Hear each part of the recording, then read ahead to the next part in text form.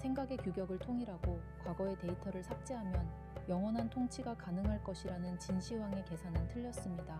인간의 사고는 억누를수록 보이지 않는 곳에서 더 날카롭게 벼려지는 법입니다. 불타버린 책들은 사람들의 기억 속에서 전설이 되었고, 땅에 묻힌 학자들은 제국의 정당성을 무너뜨리는 상징이 되었습니다. 진나라는 진시황 사후 3년 만에 허망하게 무너집니다. 그토록 철저하게 관리했던 표준화와 정보 독점이 왜 그토록 빨리 붕괴했는지, 그 인과관계의 끝에는 어떤 결말이 기다리고 있었는지 다음 파트에서 자세히 살펴보겠습니다. 진시황이 꿈꿨던 것은 완벽하게 통제된 정보의 요새였습니다. 모든 백성이 같은 책을 읽고 같은 법을 따르며 황제의 의도 외에는 어떤 대안도 상상할 수 없는 그런 세상을 원했죠. 하지만 경제학적으로 볼 때 정보의 독점은 필연적으로 정보의 왜곡과 비효율을 낳습니다. 시장에 비유하자면 다양한 상품이 경쟁하며 질을 높이는 대신 국가가 지정한 단 하나의 조악한 상품만을 강제로 소비하게 만든 셈입니다. 초기에는 질서가 잡히는 것처럼 보였지만 시스템 내부에서는 서서히 치명적인 정보의 부패가 진행되고 있었습니다. 가장 먼저 무너진 것은 피드백 루프였습니다. 건강한 조직은 현장의 문제를 상부로 전달하고 이를 수정하며 생존합니다. 하지만 비판을 허용하지 않는 진나라의 시스템 안에서 관료들에게 가장 중요한 인센티브는 진실을 보고하는 것이 아니라 자신의 안위를 보존하는 것이었습니다. 황제가 듣기 싫어하는 나쁜 소식, 즉 흉년이나 밀란의 조짐을 보고하는 것은 곧 자신의 무능을 자인하거나 황제의 정책에 의문을 제기하는 위험한 행동으로 간주되었습니다. 결국 진시황은 제국 최고의 권력자였음에도 불구하고 실제 세상이 어떻게 돌아가는지 전혀 알지 못하는 가장 고립된 존재가 되어버렸습니다. 이 정보 비대칭의 비극은 진시황이 순행 중에 사망하면서 극에 달합니다. 제국의 유일한 서버였던 황제가 멈췄지만 그 사실은 즉시 공유되지 않았습니다. 승상이사와 황관조고는 권력을 유지하기 위해 황제의 죽음을 철저히 은폐했습니다. 황제의 시신이 부패하며 나는 냄새를 가리기 위해 수레에 소금에 절인 생선을 가득 실었다는 일화는 정보 독점이 낳은 기괴한 풍경을 상징적으로 보여줍니다. 제국의 주인은 이미 사라졌는데 시스템은 거짓 데이터를 입력받아 가짜 명령을 계속해서 내보내고 있었던 것입니다. 그 결과는 참혹했습니다. 유능한 후계자였던 부소는 조작된 유서에 의해 자결했고, 무능한 호해가 황위에 올랐습니다. 정보를 독점하고 소수만이 데이터를 주무를 수 있게 된 환경은 야심가들에게는 조작하기 너무나 쉬운 환경이었습니다. 조고는 사슴을 가리켜 말이라고 우기는 지로기마의 행태를 통해 반대 세력을 가려냈습니다. 이는 단순한 횡포가 아니라 제국 내에 남아있는 마지막 객관적 사실의 체계를 완전히 파괴하는 행위였습니다. 이제 진나라에서 진실은 사실 여부가 아니라 권력자의 입에 달린 문제가 되었습니다. 민초들의 인내심도 한계에 도달했습니다. 기원전 213년 함양의 궁궐 앞에서 수만 권의 죽간과 비단책들이 거대한 불길에 휩싸였습니다. 이는 단순한 서적의 소실이 아니라 인류가 수백 년간 쌓아온 인문학적 데이터베이스가 하룻밤 사이에 강제 삭제된 사건이었습니다. 당대 최고의 지식인 460여 명은 산채로 구덩이에 묻혔습니다. 현대의 관점으로 환산하면 국가가 민간의 모든 검색 엔진과 클라우드 서버를 폐쇄하고 오직 정부 공식 블로그만 남겨둔 셈입니다. 진시황은 왜 이런 무리수를 두면서까지 지식의 씨를 말리려 했을까요? 그것은 광기가 아니라 갓 태어난 제국을 유지하기 위한 가장 효율적이고도 잔혹한 경제적 선택이었습니다. 우리는 흔히 분석행위를 떠올릴 때 지독한 폭군이 자신의 권위에 도전하는 선비들을 홧김에 죽이고 책을 불태운 감정적인 사건으로 이해하곤 합니다. 하지만 역사의 장부를 냉정하게 들여다보면 이 사건은 철저하게 계산된 시스템의 결과물이라는 것을 알 수 있습니다. 진시황이 정말로 두려워했던 것은 선비들의 목소리가 아니라 그들이 손에 쥐고 있던 과거의 레퍼런스들이었습니다. 새로운 나라를 세운 통치자에게 가장 큰 걸림돌은 언제나 이전 시스템의 잔재입니다.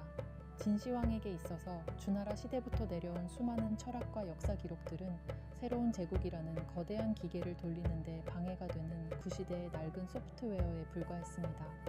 사건의 발단은 단순한 술자리에서의 논쟁이었습니다.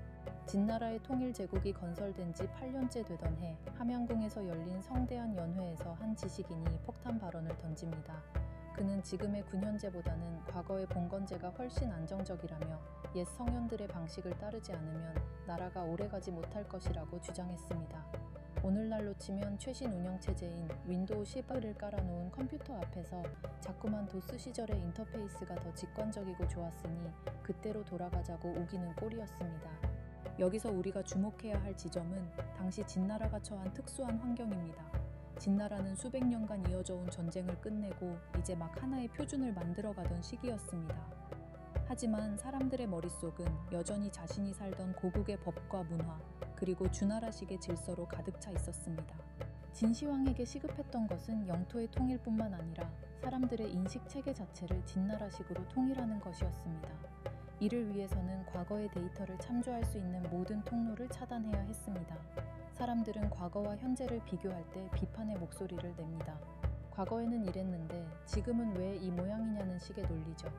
진시황은 바로 그 비교의 근거가 되는 역사서와 철학서들을 소각함으로써 백성들의 사고 회로에서 대안이라는 개념 자체를 지워버리려 했던 것입니다. 이 위험한 프로젝트의 설계자는 승상이사였습니다. 그는 법과 사상의 신봉자로서 국가라는 기계가 한치의 오차도 없이 작동하기 위해서는 오직 단 하나의 매뉴얼, 즉 황제의 법령만이 존재해야 한다고 믿었습니다. 이사는 황제에게 올린 상소문에서 위고비금이라는 표현을 사용합니다. 옛것을 빌려 지금의 정치를 비판한다는 뜻입니다. 이것은 통치자 입장에서 가장 골치 아픈 피드백 시스템입니다. 민간에서 나도는 다양한 학설과 역사적 사례들은 정부가 추진하는 대규모 프로젝트에 대한 기회비용을 자꾸만 계산하게 만듭니다. 이 길로 가는 것이 맞는지 저 길로 가는 것이 더 나았을지를 따지게 만드는 정보들은 제국의 추진력을 약화시키는 노이즈에 불과했습니다. 결국 진시황은 이 노이즈를 제거하기 위해 전 국가적인 하드디스크 포맷을 명령합니다. 의술, 복서, 농업과 같은 실용적인 기술 서적을 제외한 모든 인문학 서적은 관청으로 모아 불태워졌습니다. 정보를 국유화하고 지식의 유통을 국가가 독점하겠다는 선언이었습니다. 이제 백성들이 알고 싶어 하는 모든 정보는 오직 관리를 통해서만 전달되어야 했습니다. 스승은 책 속에 있는 것이 아니라 법을 집행하는 관리여야 한다는 이사학사라는 원칙이 세워진 것입니다. 이는 지식이라는 자본을 민간에서 몰수하여 국가의 자산으로 귀속시킨 역사상 가장 거대한 규모의 지적재산권 강탈 사건이었습니다. 하지만 더 큰 문제는 데이터의 삭제 이후에 벌어진 인력 정리 작업이었습니다. 이것이 바로 우리가 갱유라고 부르는 사건입니다.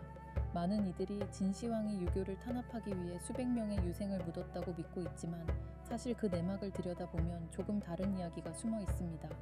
진시황은 통일 이후 불로장생에 집착하며 수많은 방사와 학자들에게 막대한 예산을 투입했습니다.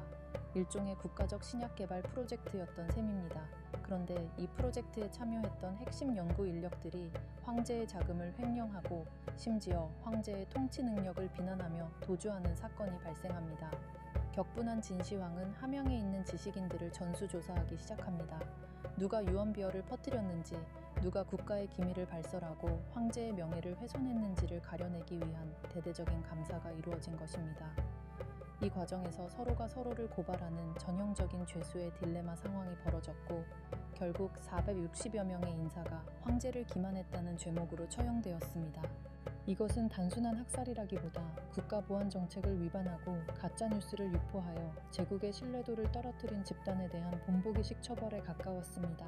진시황의 입장에서는 이들이 가진 지식이 국가의 번영에 기여하기는커녕 오히려 대중의 심리를 조작하고 체제의 전복을 꾀하는 위험 요소로 판단했을 가능성이 높습니다. 지식인은 시스템의 효율성을 높이는 귀한 자원이 될 수도 있지만 동시에 시스템의 취약점을 가장 잘 알고 있는 잠재적 해커이기도 하기 때문입니다. 진시황은 이 해커들을 제거함으로써 자신의 제국이라는 플랫폼이 외부의 공격이나 내부의 교란 없이 영원히 가동되기를 꿈꿨습니다. 하지만 여기서 역설적인 상황이 발생합니다. 모든 지식을 통제하고 정보를 독점한 결과 제국 내의 정보 흐름이 멈춰버린 것입니다. 건강한 생태계는 다양한 데이터의 교환과 피드백을 통해 오류를 수정해 나갑니다. 그러나 진시황이 구축한 지식 독점 시스템은 오직 황제라는 중앙 서버로만 데이터가 흐르게 만들었습니다. 현장의 목소리는 차단되었고 관료들은 황제가 듣고 싶어 하는 데이터만 필터링하여 보고하기 시작했습니다. 이것은 나중에 진나라가 급격하게 무너지는 결정적인 인과관계의 씨앗이 됩니다. 과연 지식을 불태우고 사람의 입을 막는 것이 제국의 생존에 유리한 전략이었을까요? 아니면 단기적인 안정을 위해 미래의 성장 동력을 포기한 패착이었을까요? 우리는 흔히 이 사건을 도덕적인 관점에서 비난하지만 당시 진나라라는 거대 기업의 경영자였던 진시황에게는 이것이 가장 합리적인 리스크 관리였다는 점을 기억해야 합니다. 다만 그가 간과한 것이 있다면 인간의 욕망은 데이터처럼 쉽게 삭제되지 않는다는 사실이었습니다. 제국이 구축한 이 거대한 정보 통제 시스템의 이면에는 표준화라는 아주 치밀한 경제적 계산이 깔려 있었습니다. 진시황이 영토를 하나로 합친 뒤 가장 먼저 손을 댄 것은 놀랍게도 성벽을 쌓는 일이 아니라 물건의 무게를 재는 저울과 길이를 재는 자, 그리고 수레바퀴의 폭을 통일하는 작업이었습니다. 얼핏 보면 단순한 행정적 편의를 위한 조치처럼 보이지만 이것은 제국 전체의 거래 비용을 획기적으로 낮추고 모든 부의 흐름을 황제의 손아귀 아래 두려는 고도의 전략이었습니다. 생각해 보십시오. 7개의 나라가 각기 다른 화폐를 쓰고 서로 다른 단위로 세금을 매기던 시절에는 중앙정부가 지방의 자산 규모를 정확히 파악하는 것이 사실상 불가능했습니다. 지역마다 고무줄처럼 늘어나는 단위는 지방 호족들이 세금을 중간에서 가로채거나 부를 축적하는 아주 좋은 은폐 수단이 되었죠. 진시황은 이 불투명한 장부들을 견딜 수 없었습니다. 그는 제국이라는 거대한 공장의 모든 부품이 단 하나의 규격으로 돌아가기를 원했습니다. 문자의 통일 역시 같은 맥락입니다. 제각각이던 글자를 하나로 합친 것은 단순히 소통을 편하게 하려는 의도를 넘어 황제의 명령이 지방 말단까지 단 하나의 오차도 없이 전달되게 하려는 정보의 동기화 작업이었습니다. 그런데 여기서 아주 중대한 걸림돌이 발생합니다. 물건의 치수나 화폐는 강제로 바꿀 수 있었지만 사람들의 머릿속에 각인된 생각의 규격은 쉽게 바뀌지 않았던 것입니다. 특히 수백 년 동안 각자의 나라에서 독자적인 학문과 전통을 쌓아온 지식인들에게 진나라의 일방적인 표준화는 자신들의 기득권과 정체성을 위협하는 폭거로 느껴졌습니다. 이들은 기회가 있을 때마다 과거 주나라의 봉건제를 찬양하며 진시황의 군현제를 비판했습니다.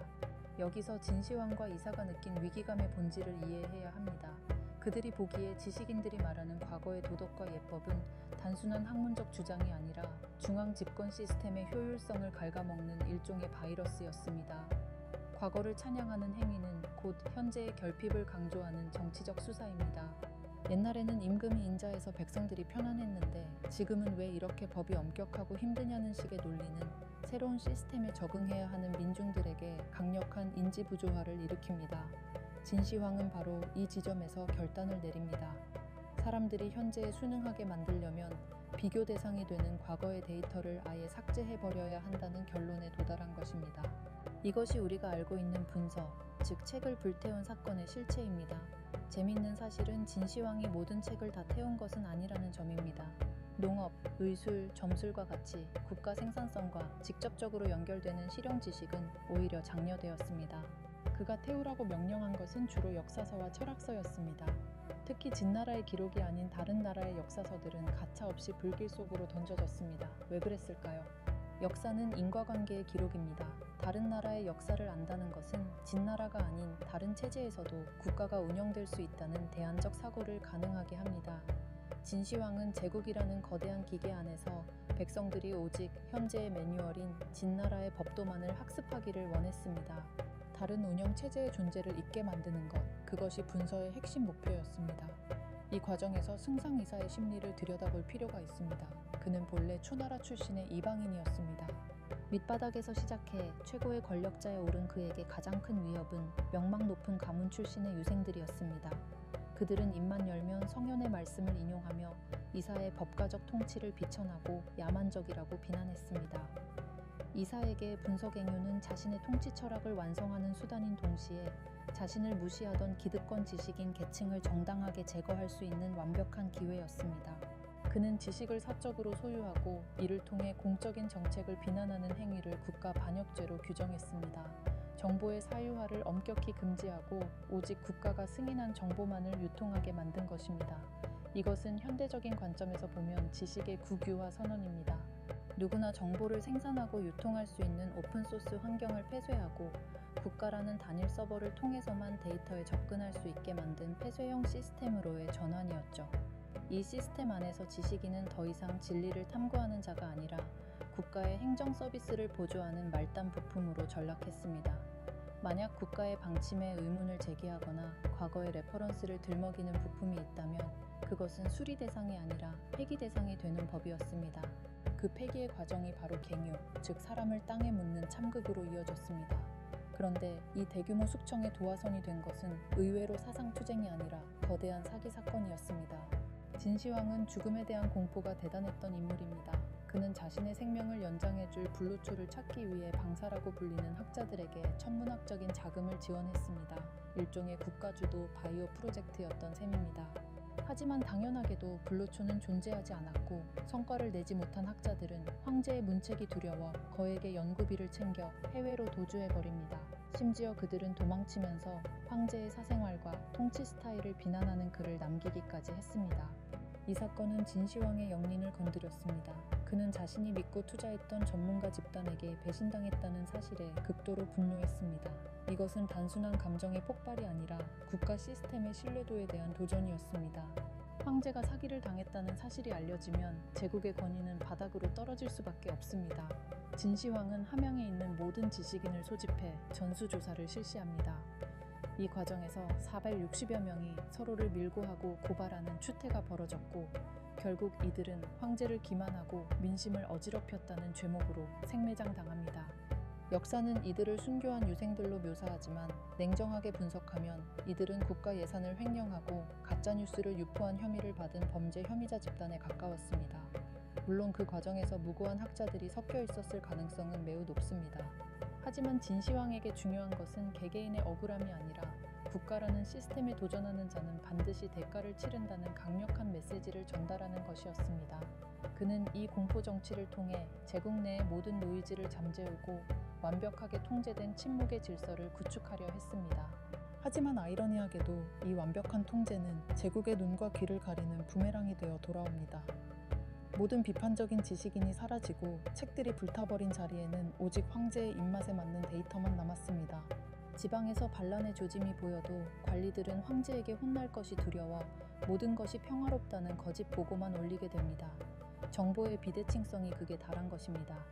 진시황은 자신이 세상의 모든 정보를 손에 쥐었다고 믿었지만 실제로는 자신이 만든 거대한 정보의 감옥에 갇힌 꼴이 되었습니다. 진시황은 지식인들의 입을 막고 책을 불태우면 백성들이 순종할 것이라 믿었지만 오히려 그것이 화근이 되었습니다. 법과 시스템은 극도로 정교하고 엄격했지만 그 시스템이 요구하는 성과를 내지 못했을 때 돌아오는 처벌은 가차 없었습니다. 진승과 오강의 난이 그 증거입니다. 홍수로 인해 정해진 기한 내에 도착할 수 없게 된 평범한 농민들은 늦어도 죽고 반란을 일으켜도 죽는다면 차라리 반란을 선택하는 것이 더 합리적인 기회비용 계산이라고 판단했습니다. 과거의 레퍼런스를 지웠다고 해서 생존이라는 인간의 가장 근본적인 본능까지 지울 수는 없었던 것입니다. 진나라가 멸망한 뒤를 이은 한나라는 분석행류의 교훈을 깊이 새겼습니다. 하지만 흥미로운 점은 한나라 역시 정보와 사상의 통제를 완전히 포기하지는 않았다는 사실입니다. 그들은 책을 불태우는 거친 방법 대신 유교라는 단 하나의 학문을 국교로 삼아 지식인들을 시스템 안으로 끌어들이는 더 세련된 방식을 선택했습니다. 채찍 대신 당근을 사용하여 국가가 원하는 방향으로 지식을 표준화한 것입니다. 진시황이 시도했던 지식의 국유화는 한나라에 이르러 유교적 관료제라는 이름으로 완성되었고 이는 이후 2000년 동안 중국 왕조 시스템의 핵심 운영체제가 되었습니다. 결국 분석행유는 실패한 프로젝트처럼 보이지만 통치라는 관점에서는 지식과 정보를 어떻게 관리해야 하는지에 대한 거대한 이정표를 남겼습니다. 정보를 완전히 삭제하려는 시도는 저항을 부르지만 정보를 특정한 틀 안으로 유도하고 규격화하는 것은 거대한 제국을 유지하는 강력한 도구가 된다는 사실을 후대의 통치자들은 깨달았습니다. 진시황은 가장 투박한 방식으로 그 길을 먼저 걸어갔던 개척자였는지도 모릅니다. 우리는 분석행유를 보며 지식의 자유와 표현의 소중함을 말합니다.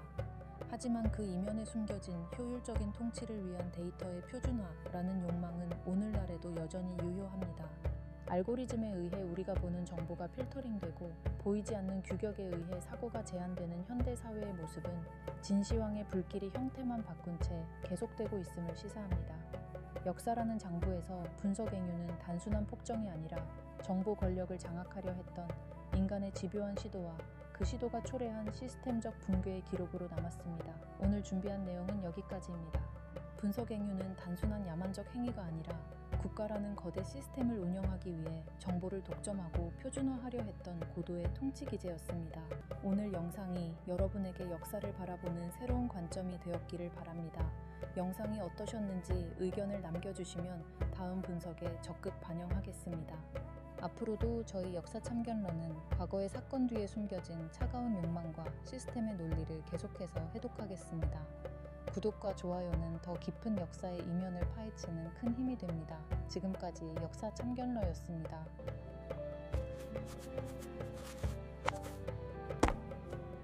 구독, 좋아요 꽉 눌러주세요.